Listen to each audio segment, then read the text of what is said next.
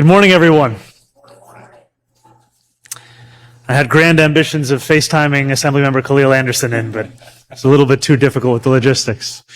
It is a privilege to be here at the Far Rockaway Beach 41st Street NYCHA houses, alongside the tireless workers, committed advocates who have dedicated themselves to keeping their neighbors warm. And I want to acknowledge the presence that we have here alongside me, not just of my Deputy Mayor Layla Bozarg and my Chief Climate Officer Louise Young, but also of our Queensborough President Donovan Richards, our Council Member Sylvina Brooks Powers, our TA President Miss Eugenia Gibson, and our NYCHA CEO Lisa Bovahaya. Before I share how we are protecting NYCHA residents from the cold of today and the heat of the summer to come, I want to first speak about the cold spell that continues to impact our city. Today is the 13th day of this relentless cold. For 2 weeks, city workers and outreach teams have worked to shelter the vulnerable and the homeless from this weather.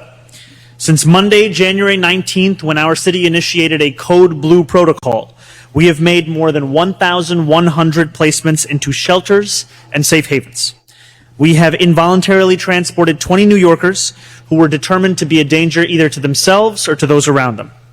And yesterday we announced the opening of a new safe haven site with 106 beds in Lower Manhattan.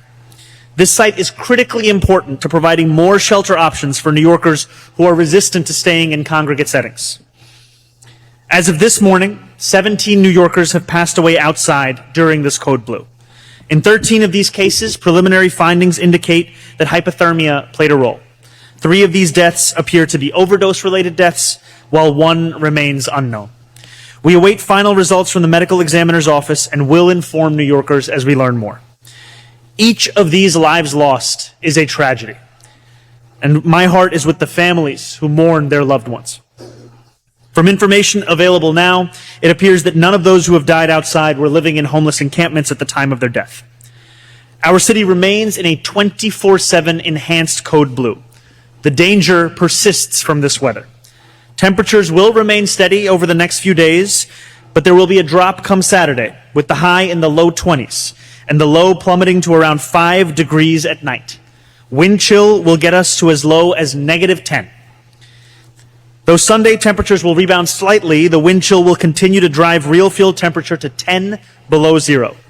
Monday itself may continue to bring 0-degree wind chill temperatures. These are dangerous, life-threatening conditions. And as long as temperatures remain this low, the risk of fatal exposure endures. These are also some of the coldest conditions that the city has faced in its recorded history. And so we want to encourage everyone to take this seriously and to respond accordingly. We will continue to do everything in our power to get every New Yorker into a shelter where they will be safe and they will be warm. And I want to echo my call of the past few days to New Yorkers.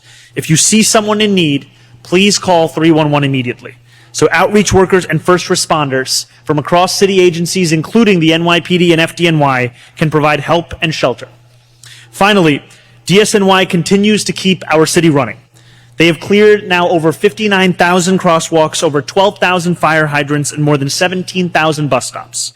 They have melted more than 183 million pounds of snow and laid out over 227 million pounds of salt.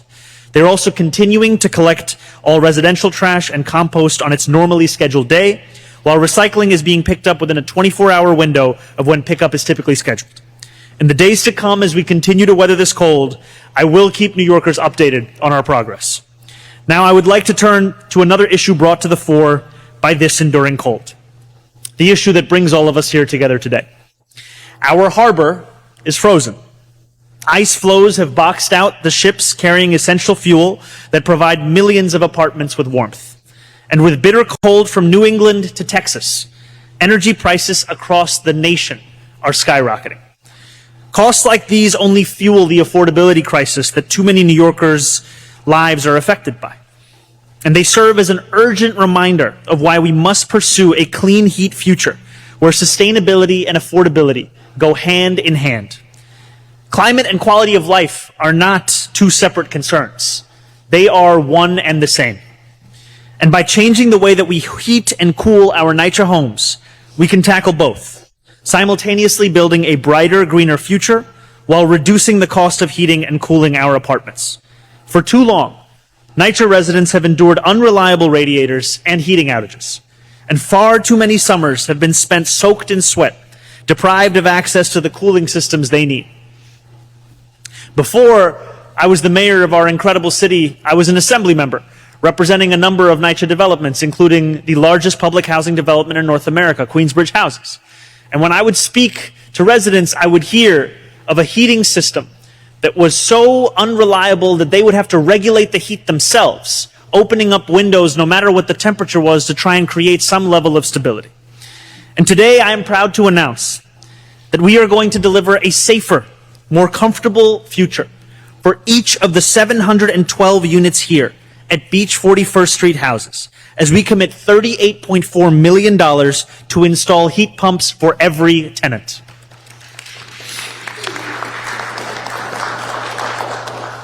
The need for this infrastructure is urgent. You can look no further than the leak from the existing steam system at this very property where we are gathered. Residents here at Beach 41st houses know the pain of a heat outage all too well.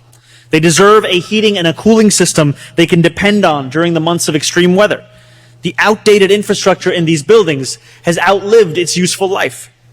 And we are committed to fixing the steam leak as soon as possible while also delivering a more reliable system to the entirety of this campus. Now, unlike the fuel-based system here, heat pumps are a reliable source of climate control for individual spaces. And they offer a dual-purpose answer to questions of both cost and sustainability, providing efficient and effective heating and cooling while significantly lowering utility costs. As an assembly member, I visited Woodside Houses, which is where there was the installation of heat pumps. And what I saw in person was a transformation of quality of life for NYCHA residents. It was a transformation that they would speak of anecdotally, and it was also one that you could see in the statistics measuring the impact of this installation. Because those heat pumps, when they were first introduced, they yielded over 87% in energy savings. And what the initiative allowed for thousands of residents was not just to receive reliable heat, but to control the temperature in their homes for the first time, granting them autonomy that they had long otherwise been denied. And today's investment will accord that same dignity to thousands more New Yorkers and mark our intent to enact a clean energy heating and cooling system at NYCHA developments across the entirety of our city. We expect our Clean Heat for All program to reach over 10,000 New York City apartments by 2030. And I want to encourage tenants and homeowners across the 5 boroughs to consider the same. On average, when a household makes the switch from fossil fuels to heat pumps, in this country, they save between $370 and $1,000 per year. In a city where affording groceries, rent, and childcare so often feels insurmountable, hundreds of added dollars can make a difference.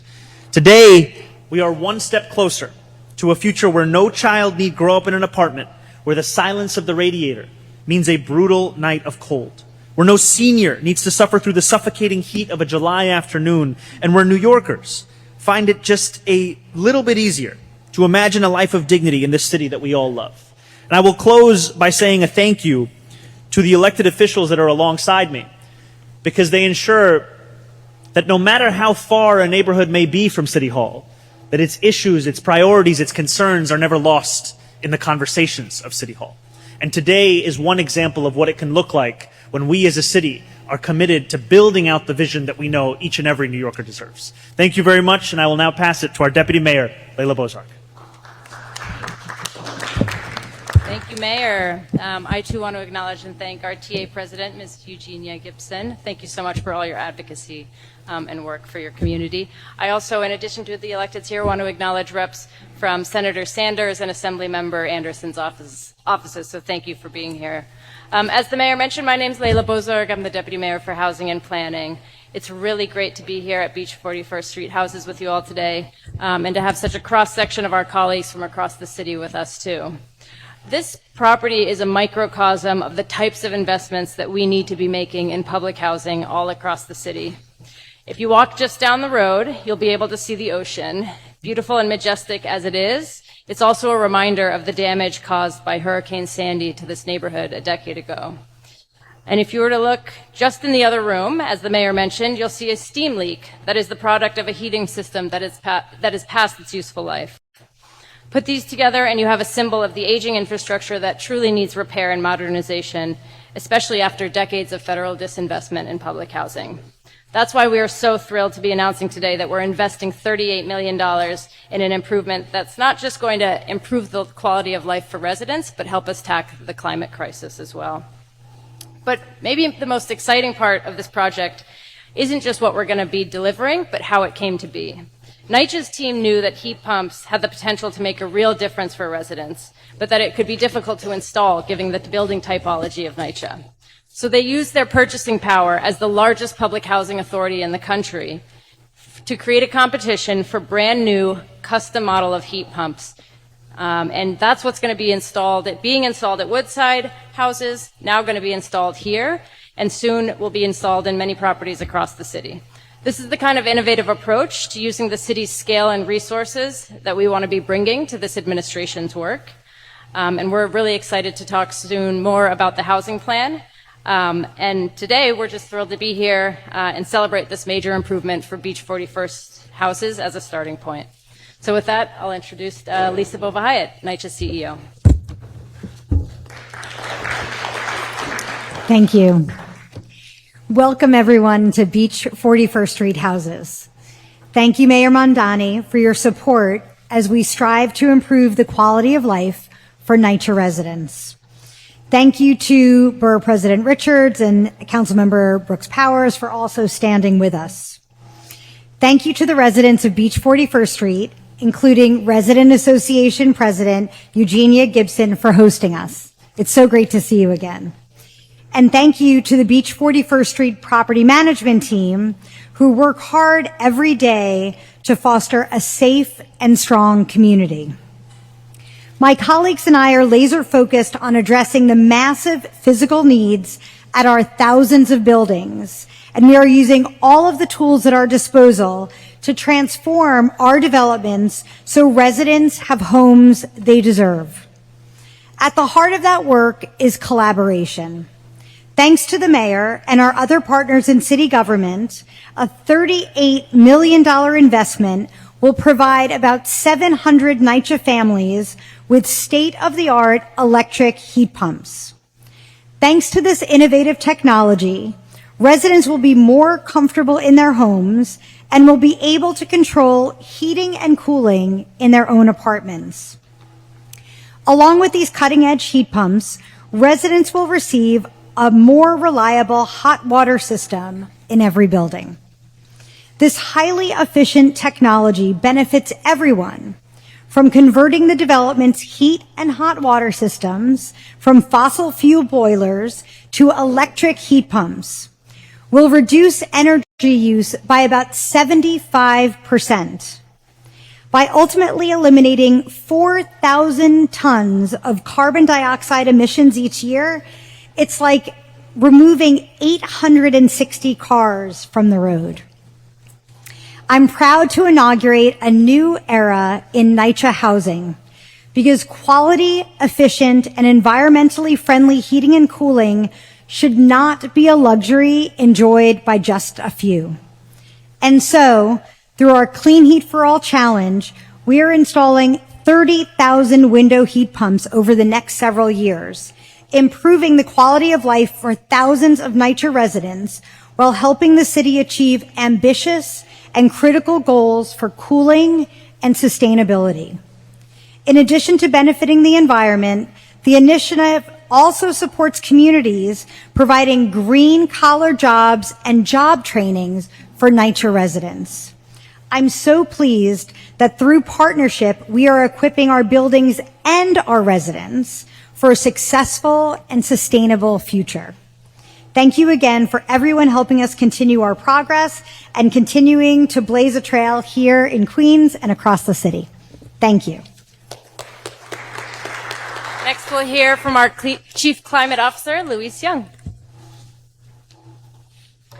Good morning, and thank you to the mayor, our partners in government and elected office, and to all of you gathered here today. It's great to be back in Far Rockaway. My name is Louise Young, and I'm the Chief Climate Officer in New York City, and I have the privilege of overseeing the Mayor's Office of Climate and Environmental Justice. Frontline communities, especially like the one in Rockaway that bore the brunt of damage and destruction after Hurricane Sandy, have historically been the last to receive critical investments and resources to combat the climate crisis. But a just and equitable climate transition to a clean energy future demands creative solutions, especially for our buildings that make up 70% of New York City's greenhouse gas emissions. And most of that is from fossil fuels that we use for heating and hot water. Our partners at NYCHA recently installed cold climate window-based heat pumps just 20 miles west of us in Queens, as we talked about. And these low-cost, easy-to-install and maintain equipment offer sustainable alternatives to traditional fossil fuel-based boilers. And now we're so excited to expand these benefits right here to Beach 41st Street houses. All tenants deserve the peace of mind of reliable heat no matter how frigid it is outside. And this announcement reminds us that we need solutions that end our reliance on fossil fuels. As the mayor referenced, this week the frozen waterways in the New York harbor disrupted the barges from delivering heating oil to the buildings that still rely on them. And without those ice-breaking ships from the Coast Guard, it would have been not possible to heat those homes in this cold snap. The transition from fossil-based heating to electric heat pumps is not only good for our climate, it's also common sense that will improve energy reliability and save money in our pocketbooks. And it's a necessity to stay safe in extreme weather, whether it's cold or hot. And none of this work is abstract. Today's announcement is fundamentally about investments that the city is making for a more sustainable and affordable future to prepare for our changing climate. And standing here today at Beach 41st Street houses, I see tenant advocates and neighbors and hardworking New Yorkers who are tired of shouldering the burden of being last when they are the first to experience the impacts of climate change. Reliable and affordable energy is climate justice, and our continued partnership with agencies like NYCHA will demonstrate what's possible when government is laser focused on delivering for New Yorkers. Thank you. Thank you, Louise. Now we're going to hear from our one and only Borough President, Donovan Richards. Thank you, Deputy Mayor, and welcome to the Rockaway. Sorry, Mayor, I couldn't give you a better summer experience thus far being out here, but we anticipate you'll come back to be on the best beach on the Eastern Seaboard, and that is Rockaway Beach. But let me start by just saying thank you. It's really good to have you here for your first visit as the mayor, announcing a historic amount of capital dollars to a community and a development that has been the most resilient, the very gem that we stand in for those of us who lived in the Rockaways and experienced Hurricane Sandy. Was this gem. It was completely destroyed. And I remember the resilience of the community coming together to really try to fix the Band-Aids that have long subsided in this particular development and center as well. So today is really a good day to ensure that our historically most marginalized communities, who often feel overlooked and disinvested in, can see that their city is saying, no, you deserve to be invested in, no matter your socioeconomic status, your zip code, the housing you live in, you deserve to be invested in. So the Rockaway Peninsula has been one of those communities with 5 developments. We have the largest concentration of public housing right here in Queens. And often families have felt forgotten, they felt neglected, and there are individuals like Eugenia Gibson who've stepped up, our president, Madam President, thank you, our TA leader, who we've had to, over the course of the last 5 years even, set up a task force just to ensure that right before the winter begins, we know that NYCHA is actually working on a heating plan.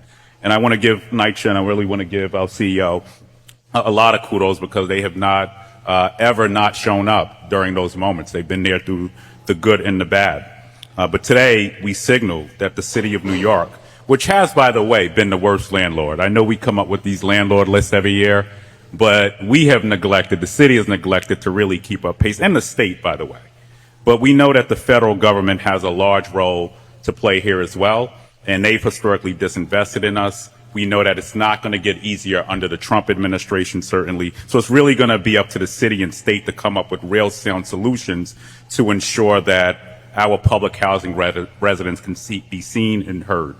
But today, $38 million, Mr. Mayor, for this development, long overdue. Eugenia will tell you that we are tired of calling the hotline, what is it, the 6, whatever that the number is, the number 6 line, telling residents to call that and put in tickets. Today, we now have, what was it, 666? CCC line. Sorry, we change the number and letters every year. But this $38 million investment is going to ensure that the quality of life of residents here it gets much better.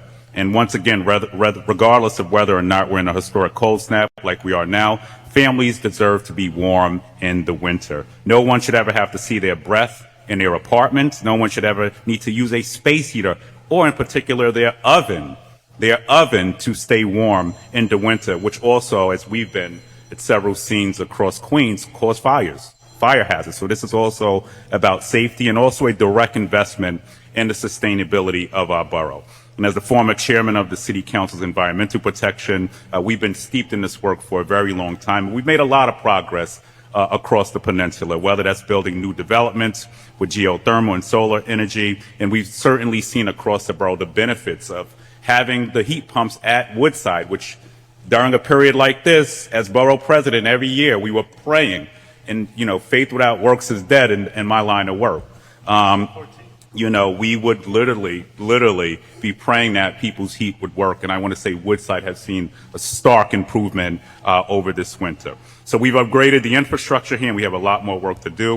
And when we talk about sustainability, the NYCHA complexes on the peninsula need to be on the forefront of those efforts. Once again, I want to just thank you, Mr. Mayor, for coming, making this your first stop. We always say Queens get the money, and Beach 41st Street is getting it today. Congratulations, most importantly, the tenants. And Eugenia, your fight was not in vain, and faith without works, once again, is dead. Congratulations.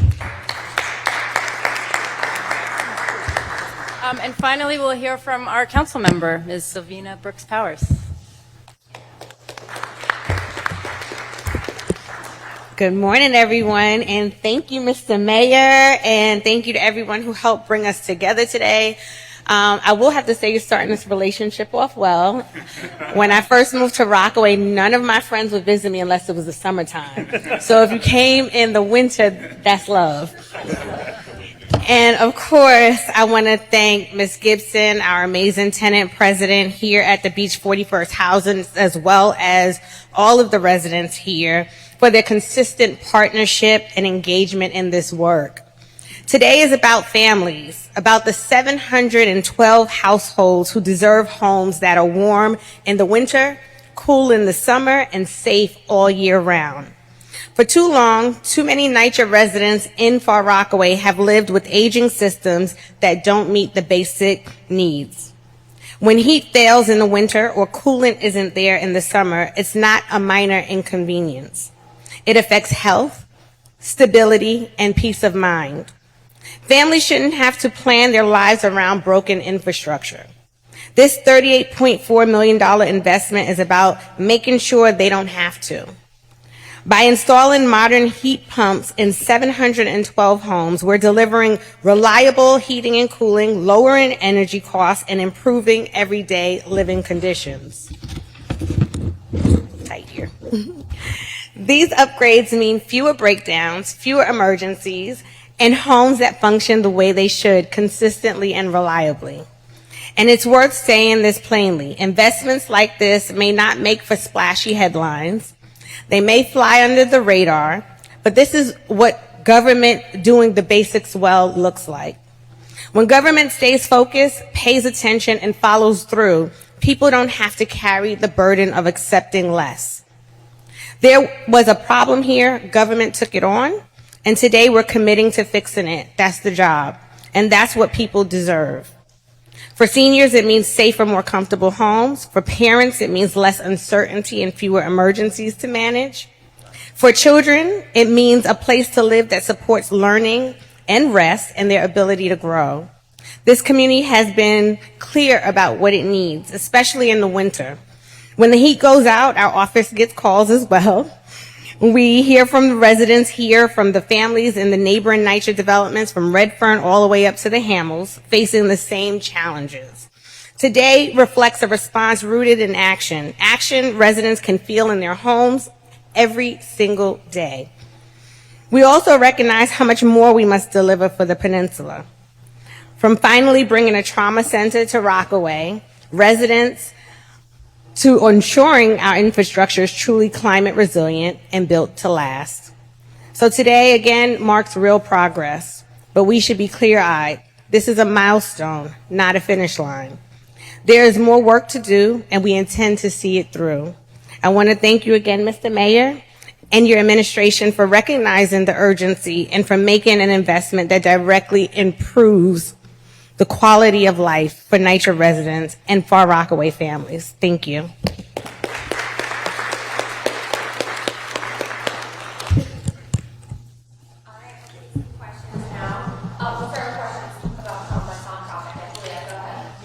Mr. Mayor, so I'd like to know what is the order of things? Does the leak get fixed first and then the installation of the pumps, and when does that happen? So yes, the order of operations is first the most immediate issue, which is the leak, and then this heat pump installation commences. It goes over a longer period of time than that leak fix will take. When will that begin? Which one? The installation of the pumps. The installation? I'll give it over to you. That's going to be starting soon this fiscal year, and it'll take about 2 years to get all of them installed. And the fixing of the steam is happening immediately.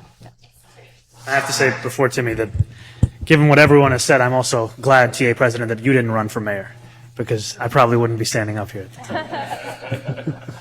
Please. I wanted to ask, I spoke with a couple of NYCHA residents outside before who were kind of frustrated that you were here. They said that they hadn't really experienced real change from the mayor's office before, and that your presence was just sort of seeking clout. What do you say to NYCHA residents about this sort of new era your administration is trying to usher in? Look, I understand NYCHA residents and New Yorkers at large for whom politics has been nothing to find faith in. I understand that because just look at the history of how our city has often treated those who have been most overlooked. And I also understand that as having been an assembly member of the largest public housing development in North America, because for far too long, what government meant was the inability to heat your home in an accurate and appropriate way. It meant that you would be unable to use the elevator and that you would be asking a senior to climb stair after stair after stair. And so it is not for me to tell New Yorkers that they should start to believe. It is for me to prove to New Yorkers that belief is something that is worthwhile. And frankly, what I appreciate is with the team that we have here, the elected officials alongside us, that we have an opportunity to prove that through our actions, right? You heard from the borough president, James 2:14, the critical importance of works. This is that work, and as the council member said, it has to continue. It has to continue until we have finally proven what New Yorkers have long been told, because New Yorkers, they hear a lot of talk. What they want to see is action. That's what this is about. Favorite Bible verse? I don't know if I should be getting in the business of picking my favorite Bible verse. It's up there. Right, Mayor. At times, heat pumps can lose efficiency in below freezing weather conditions. I was wondering if there would be backup heat and cooling sources alongside the installation of heat pumps. So this is something that is critical infrastructure year-round. I'm going to pass it over to our Chief Climate Officer to add some more specifics. Yeah, that's a great question. You know, heat pumps are very widely used across the globe. They are very reliable when they are well maintained. The pilot at Woodside Houses shows that they had no issues performing in cold weather, and the lifespan of the heat pumps is about 20 years. And so these are very proven technologies that, with the right maintenance, at which NYCHA is performing, they can be very reliable. That we did not need backup power at Woodside Houses this cold snap. Hi, Mayor. Two on the cold, one on public housing. Please. First, have you been happy with how NYCHA and your government has responded to any complaints of heat being out, especially during this cold snap? And with things arguably getting even worse over the weekend, as you outlined at the beginning of this, are you bringing additional resources to bear to get people out of the cold? You were at a new shelter you mentioned yesterday, so you've announced some new policy. Are you doing anything different as it gets arguably worse? I think we are continuing to explore every avenue that we have to keep New Yorkers warm. And that means to ensuring that we are taking on any heat outages, whether they be at NYCHA properties or any property across the city, because we also know that there are a number of Con Ed outages over these past few days. And then beyond that, to ensure that we have warming buses, that we have warming centers, that we have safe haven sites, shelters, not only that are available, but also that we are having outreach teams do the direct outreach to connect homeless New Yorkers with. And what I have appreciated is in our team an understanding that the urgency of this moment, because we know that just because there is a cold front does not mean that there are not other issues that emerge in that same time. As the borough president was saying, one of the times that we met early on in my first month as the mayor was at a fire that happened in Ridgewood. We know that there continue to be fires in this city, and also amidst this incredible level of cold, it only intensifies the need of those responses, those resources. And also I would just have to lay out my appreciation for the Red Cross and the partnership that they have been doing in providing exactly that. To follow up, are you seeing enough urgency from 311? There have been a number of reporters, including myself, that have done what you've asked, that have called 311 and found ourselves in a malaise of trying to get to 911 and a slow response. Have you followed up at all with 311 and told them, hey guys, this is more urgent? We are continuing to follow up to make sure that these are the operations that are operating at the best possible level. Because what we know is, as you said, this cold front is not leaving. This is the coldest weather the city has seen for years. It's among the coldest weather we've ever had. So what it requires from us is a level of response. We're pushing on every avenue to ensure that's the case. Thank you. On the Jabez Chakraborty shooting that the NYPD released video on, one, is this going to be a policy that the NYPD releases body cam video so quickly, or just the ones the NYPD thinks may absolve the officers? And then I wanted to ask about if you could tell us what you envision your Department of Community Safety would have done in a situation like this, and what we can expect details on what this department will look like. Thank you for the questions. I'll start with your first one, then I'll go to your second one. We're in the process of developing out a policy so that New Yorkers can know exactly what to expect when it comes to transparency.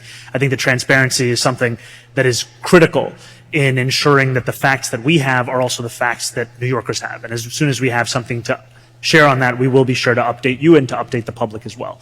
And I think on the second question, the Department of Community Safety has long been a focus of our administration, and frankly, over the time that we were running for this position.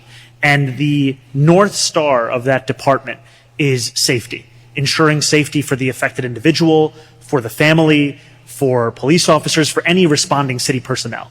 And so right now what we are doing is exploring every potential avenue to create the Department of Community Safety. That includes supporting legislative efforts like that of Councilmember Ressler, but it does not limit itself to that. Do you know when we're going to see that? That is the work that we're focusing on. We'll share any updated timeline as we have it. Thank you. Outdoor dining for a colleague of mine who wants to know about outdoor dining. Do you support it full year round? Yeah, I do support outdoor dining year round. Yes. Mr. Mayor. Hi, how are you, Bridget? Nice to see you. Welcome to Rockaway. This is my next one. It's lovely to be here. I can't believe that Katie Honan is not here. Me neither. So Kind of begs the question. The first one is Rockaway related for my friends and neighbors. A lot of talk of the frozen harbor. If you crossed Bay Bridge, you would have seen the frozen Jamaica Bay. The limited transit options here in Rockaway means that ferry service has been out since last week. Any updates on when that might resume? You know you can't control the weather, but concerns for when that might come back and what it means for those workers. And then I have a separate question. I think it only highlights the importance of every single mode of transit in this city, and also how, as the borough president and the council member have said, both today but also prior, how for too long the transportation needs of this neighborhood in our city have not been thought of when it comes to what the focus is and the priorities of City Hall. And what I appreciate is in my conversation, in the summer with Borough President Richards, as well as having served with Assemblymember Khalil Anderson, the emphasis on the importance of buses also comes from neighborhoods like this, because we're talking about the need for a wide variety of modes. So I'll tell you, in terms of ferry service, a lot of this is dependent on the weather. I think what is very difficult is that we are seeing the kind of cold front that is not typical to follow the level of snowfall that we had. So we will keep New Yorkers updated. We want to expedite all of the avenues of transit. We also want to be safe in each and every decision that we make. I know you had a separate question. And so, totally unrelated, recently there was a series of fake AI-generated images depicting you and your mother with disgraced financier Jeffrey Epstein. They continue to circulate online. And so my question is, one, just personally, how does it feel to be subject to that type of misinformation? But then more from a policy standpoint, how alert is the city to the dissemination of this kind of AI-generated misinformation when it comes to city services, public health, elections? So I can tell you that just earlier this morning, I was having a policy conversation with our school's chancellor and his team on the question of AI within our school system. I also know that the governor had put forward a proposal in her state of the state around AI as it pertained to elections. So this continues to be work that we have to do. At a personal level, it is incredibly difficult to see images that you know to be fake, that are patently photoshopped and AI generated, and yet can reach across the entirety of the world in an era of misinformation. And there's the old adage about how quickly a lie can spread with a comparison to the truth. I think what we have to know is what the truth is. We share it with those, and then we also have to work to ensure that we have a city, we have a state, we have a country that actually has a regulatory system when it comes to AI. Because frankly, what it looks like today is a system that is ill-equipped for the speed and the reach of the technologies in front of us. Mayor, thanks for holding this press conference indoors today. I love the glasses as well, by the way. No, it's great. I wanted to ask, so I have two questions. Please. The question is about NYCHA. You talked a lot in campaign about renters, but as we know, NYCHA, huge pile of renters in the city. I'm wondering, could you step back a second, talk a little bit about your vision for NYCHA, particularly for the fact that there is an $80 billion deficit that has led to these types of things that have been going on in this development for years? I think one of the most frustrating things you can do as an elected official, I'll tell you this as a former assembly member, is when somebody calls your office and you tell them, actually, that's not your jurisdiction. Actually, you should call your city council member. Actually, you should call your Congress member. And for too long with NYCHA, we have told New Yorkers both the truth and also the limitation of it. The truth being that there is an immense federal responsibility as it pertains to NYCHA. That the $80 billion in capital needs are ones that the federal government should be playing a pivotal role in meeting. And the limitation of that is that we know that we cannot, in good conscience, expect that assistance to be coming this year or the next year. It has not come for many years. And so what that requires us to do is look at every avenue we have as a city and as a state to start to confront this ourselves. Part of that is transparency. I can tell you one of the frustrations I've heard from NYCHA residents over years is not necessarily how long something might take, but that they don't even know the length of that timeline until they get to the end of it. The other part of it are the kinds of investments that can do more than just one thing. And what I mean by that is these heat pumps. They are heat pumps that save money. They are heat pumps that have a positive impact on our climate. They are also heat pumps that have a positive impact on our quality of life. And I can tell you that in Western Queens, for example, we speak about Asthma Alley. The particulates that come from so much fossil fuel generation that is disproportionately in Western Queens. And that was a concern I would hear from NYCHA residents again and again. Heat pumps also have a relationship to that, to ensuring that we are using the cleanest possible technology. And I also have looked at the clean energy challenge as a successful example of what private and public partnership can look like. It was NYCHA's issuance of an RFP that created the mini fridge in this country. That is technological innovation that was a result of NYCHA's own needs. We can bring that era back to make this a place where New Yorkers look at as the site of where we develop new answers to old problems. That's what we have to do, and I'm proud to be here alongside others in doing so today. Does that mean that you plan to double the capital budget as you promised during your campaign? And my second question is about job growth at EDC. You seem to be, tinkering with the mission of that agency a bit. I'm wondering if you can talk a bit about... What outlet are you reading? I wonder if you could talk about your plans for job growth in relation to this. You got like 4 questions in here. Just making it work. Keep the sunglasses on. Okay, let's. I'll go with your question on EDC, and then you can bring me back to the other question. We are proud of this city's legacy of generating prosperity.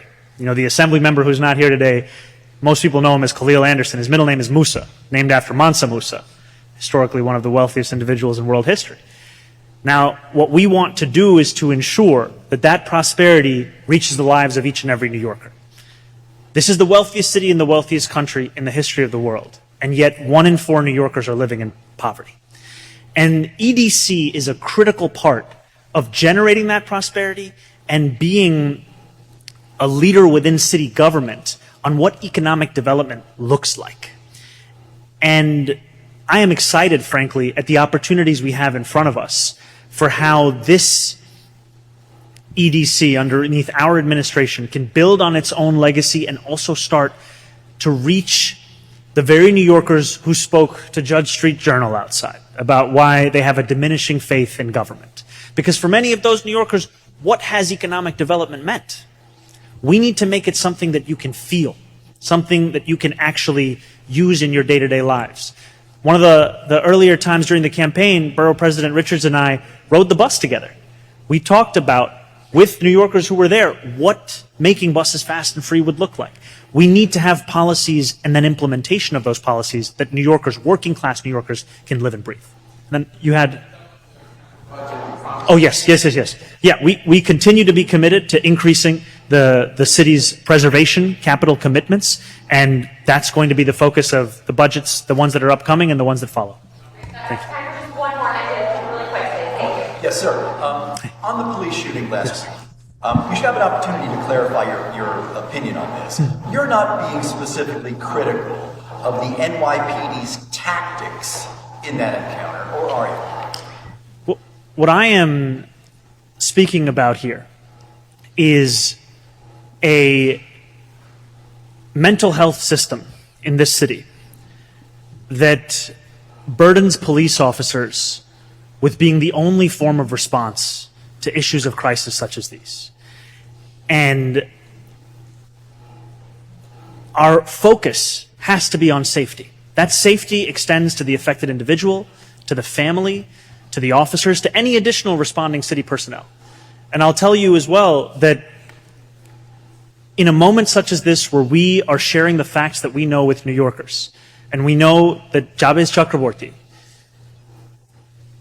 who has had schizophrenia for years, we know the pain that his family is living through in this moment, that it is, to me, incredibly clear that what he needs in this moment is mental health treatment, not criminal prosecution by a district attorney. You would expect a police officer to respond to that call specifically. You've got, they're calling for involuntary removal, they're saying that he's breaking glass. I mean, you would agree, right, that a police officer should be responding to that? I think that the questions at the heart of our pursuit of the Department of Community Safety are looking to answer exactly what mental health crisis response should look like. And I think what we are seeing is what it does look like today. And we know that for far too long, we haven't asked these kinds of questions of this system. Those are the ones we're looking to answer with our work and our policies. Thank you so much. All right,